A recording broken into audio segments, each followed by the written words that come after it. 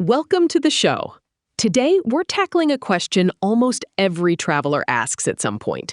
What is the cheapest way to travel across America? I'm Maya, and with me are Leo, our travel expert, Nina, who is here to challenge the assumptions, and Arthur, our fact-checker keeping us honest.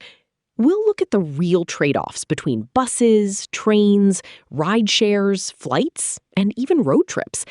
The big question is simple. How do you cross the country without emptying your wallet? Leo, let's start with you. Maya, the cheapest option is usually not the fastest one. It's the long-distance bus, especially if you book early and travel on off-peak days. The reason is simple. Bus companies can spread costs across many seats, while flights and trains often charge a premium for speed, comfort, and limited supply on certain routes. A cross-country flight might look cheap at first glance, but once you add bags, seat selection, and airport transfers, the total often climbs quickly. So the real budget strategy is comparing the full trip cost, not just the ticket price. Leo, I'd push back a little on usually the cheapest. That's true only if the bus timetable fits your route and your time is basically free. Once you factor in an overnight stay, a missed connection, or a city where the station is far from the actual destination, the cheap ticket can stop being cheap fast. And for some travelers, a deeply discounted flight with one backpack beats a 36-hour bus ride. So the real answer is not one winner. It depends on the route, baggage, and how much time you can afford to lose. Nina, that's a fair correction. The bus is not automatically the cheapest once you price in time, transfers, or a forced overnight stop. I should be more precise. My claim is narrower. On many routes, for travelers with flexible schedules and light baggage, the long-distance bus is often the lowest cash-out option. But if your time has real value or the route is awkward, a budget flight can absolutely win. So the cheapest way is not one vehicle. It's the lowest total cost for your specific trip. Maya, one quick fact check. Leo's core claim is broadly supported, but it needs narrowing. Confirmed. On many U.S. routes, long-distance buses are often the lowest cash price. Also confirmed, budget flights can beat buses on some long routes if you book early and travel light. What is not confirmed is any universal cheapest winner. That depends on route, season, baggage, transfers, and the value of your time. So the safe takeaway is cheapest is trip-specific, not one size fits all. Let's make this concrete. Imagine a traveler has $300 to cross from Chicago to Los Angeles, one checked bag, and only 3 days to get there. Leo, what's the cheapest realistic plan in that case? And Nina, where would that plan break down if the traveler needs to be rested on arrival? Arthur, please keep us honest on what counts as hidden cost. That scenario should help us separate the cheapest ticket from the cheapest trip, which is exactly where this discussion has landed. Maya, that scenario is useful, but it also exposes the weak spot in the cheapest idea. A $300 Chicago to LA plan can fail the moment the traveler needs recovery time, not just arrival time. A cheap bus or split ticket route may save cash, yet leave someone exhausted, late, or stuck far from the final destination with an extra transfer that eats the savings. So the realistic risk is simple. The lowest fare can become the most expensive choice if the traveler arrives unable to work, sleep, or meet plans. Maya, the practical way to reduce that risk is to budget for the trip you actually need, not the fare you hope to find. Build in 3 items. 1 overnight buffer if the route is long, a small reserve for a transfer or rideshare at the destination, and a rule that you only call the trip cheap if you can still function on arrival. For Chicago to LA, that means comparing bus plus sleep cost against a budget flight plus bag fees. The cheapest plan is the one that protects both your wallet and your first day. Maya, here's the clean summary. You all agree that long-distance buses are often the lowest cash fare, and that flights can beat them on some routes if you book light and early. The disagreement is about what cheapest means in real life. Ticket price alone, or total trip cost, including time, transfers, sleep, and arrival readiness. What remains uncertain is the exact best option for the Chicago to LA $300 3-day case without live fare data.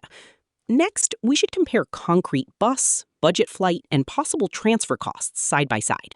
Arthur, I'd add one more cost that people miss: schedule rigidity. The cheapest trip is often the one that gives you the most options if something goes wrong. A bus may save money up front, but if it leaves you stranded at 2 a.m. with no easy backup, the savings can vanish in a single taxi ride or a lost workday. So for Chicago to LA, I'd rank the true cheapest plan as the one with the lowest all-in cost, plus the least risk of derailment, not just the lowest posted fare. Leo, I agree that flexibility matters, but your last point still sneaks in a hidden assumption that extra options are always available. On some routes, the backup plan is expensive or simply non-existent after midnight. And if this traveler is on a hard $300 cap, asking them to buy flexibility can quietly break the budget you're trying to protect. So I'd challenge this. Cheapest is not the plan with the fewest risks in theory, but the one whose contingencies are actually affordable in practice. Nina, that's a fair challenge. If the backup plan is unavailable or unaffordable, then calling it a cheapest trip is misleading. I agree that flexibility only counts when it is realistic on the route and inside the budget. My narrower point is this: the cheapest option is the one with the lowest expected total cost, not the lowest price tag. That means if a bus is cheap but fragile, and a budget flight is slightly pricier but reliably gets you there rested and on time, the flight can be the cheaper choice in practice. Maya, here is the clean fact check. Confirmed, long-distance buses are generally the cheapest solo option across the U.S., and budget flights can undercut them on some long routes if booked early and kept light. Also confirmed, Amtrak is often more comfortable, but usually not the lowest cost choice outside some Northeast routes. What still needs checking is any exact dollar claim, because prices swing with route, season, baggage fees, and booking date. So the safe distinction is cheapest fare is route specific. Cheapest trip depends on total cost, not the ticket alone. Great, Arthur. Let's test that with a real decision point. Picture this. A traveler in Chicago has 3 options to get to Los Angeles by Friday night: a cheap overnight bus, a budget flight with 1 checked bag, or a train that is calmer but slower. Same $300 ceiling, same 3-day window. Leo, give us the best all-in budget plan. Nina, tell us where that plan breaks if the traveler needs to show up rested and ready. And Arthur, flag every hidden cost we should include so we don't confuse a low fare with a low total spend. Maya, I'd stress test that plan before we crown it best. On paper, the overnight bus looks cheapest. In reality, it can fail if the traveler needs to sleep, shower, and arrive functional. One delayed connection, a bad station area, or a forced rideshare at 2 a.m. can wipe out the savings. The budget flight may cost a bit more upfront, but if it lands on time and preserves the first workday, it can be the cheaper choice in practice. The train sits in the middle, calmer but often too slow to fit this deadline. Maya, the practical way to reduce that risk is to treat arrival readiness as part of the budget. Before choosing the lowest fare, set a small contingency cap, enough for 1 meal, 1 local ride, and 1 backup night if the trip slips. Then compare options on 2 numbers, not 1: ticket price and expected recovery cost. If the bus is cheaper but leaves the traveler wiped out, it is not truly cheaper. In this scenario, the best defense is planning for the first 12 hours after arrival, not just the ride itself. Maya, here's the neutral checkpoint. Everyone agrees that buses often have the lowest cash fare, and that budget flights can beat them on some routes if you book early and travel light. The real disagreement is what counts as cheapest: ticket price alone, or total trip cost with baggage, transfers, sleep, and arrival readiness. What we still cannot confirm is the best Chicago to LA option under a hard $300 3-day cap without live pricing. Next, we should compare likely all-in costs side by side. Arthur, that checkpoint is exactly the right frame. Here's one more angle. The cheapest trip is often not the one with the lowest base fare, but the one that minimizes friction cost, the little expenses that appear when a route is inconvenient. For Chicago to Los Angeles, that means checking station access, meal gaps, and whether the arrival time forces a taxi or hotel night. A bus with a $40 extra transfer can end up costing more than a $120 flight that lands near your final stop. That's why all-in comparison beats bargain hunting. Maya, I'm not fully convinced by the friction cost lens unless we keep it disciplined. Yes, access, meals, and transfers matter, but they can also be overcounted, especially when people compare an unpleasant bus against a flight with the same inconvenience hidden differently. A $40 transfer is real, but so is the risk of inventing a taxi ride that never happens. The weak spot is consistency. If we're calling a trip cheapest, we need the same assumptions for every option, or the comparison becomes apples, oranges, and one very expensive headache. Nina, that criticism is fair. If we don't apply the same assumptions to every option, the comparison becomes meaningless. I'm not arguing for random add-ons. I'm arguing for a consistent all-in model. Base fare, required baggage, local transfers, and any unavoidable overnight or meal gap. My point is narrower now. Friction costs should only count when they are probable and route-specific, not speculative. So, yes, keep the method disciplined. But once you do, those costs often explain why the cheapest ticket is not the cheapest trip. Nina, your consistency warning is the right standard. Here is the fact check. Confirmed. Long-distance buses are often the cheapest cash fare on many U.S. routes, and budget flights can beat them on some long trips if booked early and kept light. Not confirmed. There is no universal cheapest mode for Chicago to Los Angeles without live prices. The disputed part is cheapest, meaning ticket price versus total trip cost. For this scenario, baggage, transfers, meal gaps, and arrival readiness are the hidden costs to compare. Let's lock this into a practical test case. Imagine a listener has $180, needs to get from Chicago to Los Angeles by Friday night, and must be sharp enough for a meeting Saturday morning. The key question is not just which ticket is cheapest, but which option avoids a costly arrival penalty. Leo, build the all-in comparison. Nina, tell us where that model still risks hiding assumptions. Arthur, keep us strict on which costs are unavoidable and which are optional. Nina, the scenario itself is the weak point if we treat it as universal advice. A $180 Chicago to LA plan can look smart on paper and still fail if the traveler lands Friday night exhausted, misses a necessary connection, or has to pay for a late rideshare because the bus or budget flight drops them nowhere useful. So the realistic failure mode is this. The cheapest fare is not the cheapest trip when arrival readiness matters. Arthur, we need to keep the assumptions identical across every option. Maya, the practical way to reduce that risk is to force a like-for-like checklist before anyone calls a trip cheap.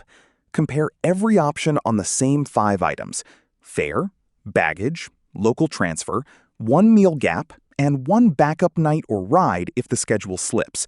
If a route cannot absorb those costs inside the $180 ceiling, it is not cheap for this traveler. That keeps us honest and turns the discussion from guesswork into a real budget test. Quick checkpoint. You all agree that buses are often the lowest cash fare, and that budget flights can win on some routes if booked early and kept light. The disagreement is definition, ticket price alone versus total trip cost.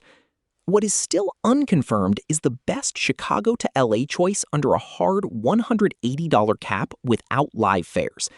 Next, we should compare the same 5 costs for every option: fare, baggage, local transfer, meal gap, and any backup ride or night. Arthur, I'd sharpen the checklist one step further. The cheapest cross-country trip is often the one with the lowest disruption risk, not the lowest published fare. That matters because a cheap ticket that forces a bad arrival time can create extra spending immediately. Airport food, a late ride, or a lost night of sleep before work. So the new criterion is departure and arrival timing. If 2 options cost nearly the same, The one that lands you rested and near your final stop is usually cheaper in real life. Arthur, I think your timing rule is useful, but it still risks overgeneralizing. Lands you rested and near your final stop is not always cheaper if that convenience comes from paid transfers, a pricier ticket, or a hotel night you did not actually need.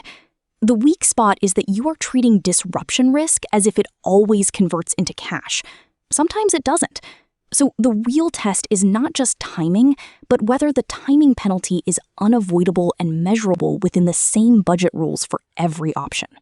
Arthur, that is a fair correction. Not every timing advantage turns into a dollar cost, and I shouldn't imply it does. The useful version of my point is narrower. Timing matters only when it predictably changes what the traveler must pay for: a hotel, a late ride, missed meals, or a lost workday. So I'm not replacing price with vibes. I'm saying the cheapest option is the one with the lowest unavoidable total cost, and timing is included only when it reliably triggers extra spending under the same rules for every route. Maya, here is the strict fact check. Confirmed. Buses are often the cheapest cash fare on many U.S. routes. Budget flights can sometimes beat them on long routes if booked early and light. And Amtrak is usually not the lowest cost option outside some Northeast corridors. Not confirmed, any universal cheapest mode for Chicago to Los Angeles, or any exact under $180 winner without live pricing. The practical answer is route-specific total cost, not ticket price alone. Hidden costs to compare are baggage, transfers, meal gaps, and any required overnight or late-night ride. Here's the clean takeaway.